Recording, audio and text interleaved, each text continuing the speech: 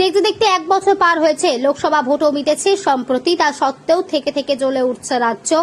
খবর আসে মৃত্যুর, আতঙ্কে দিন গুজরান মণিপুরবাসী। কারণ এখন খবর আসে পরিবারের একজন আর নেই। আক্ষেপ স্পষ্ট সাজোয়ার গলায়। সারা দেশে ঘুরে বেড়ান প্রধানমন্ত্রী নরেন্দ্র মোদী, একবার এখানে আসতে পারলেন না। রয়েছে অভিমানও। বিজেপি নেতারা একাধিক সভায় তাদের বুঝিয়েছেন, সরকার চেষ্টা চালাচ্ছে, স্বরাষ্ট্রমন্ত্রী অমিত শাহ নজর রাখছেন, তাতেও মন মানে না। কেবল শান্তি চাই। পৌরা তাই বলেন, আগুন জ্বলতে দেখেছি, কত মানুষকে নির্বিচারে মরতে দেখেছি, আর নয়, এবার শান্তি ফিরুক। অন্যদিকে এদিনই ফের ভাইরাল হয়েছে মণিপুরের মহিলাদের ভিডিও। গত 1 বছর ধরে চলা অশান্তির আবহে শান্তির বার্তা দিতে 7 মহিলার উদ্যোগ চর্চা উঠে এসেছে।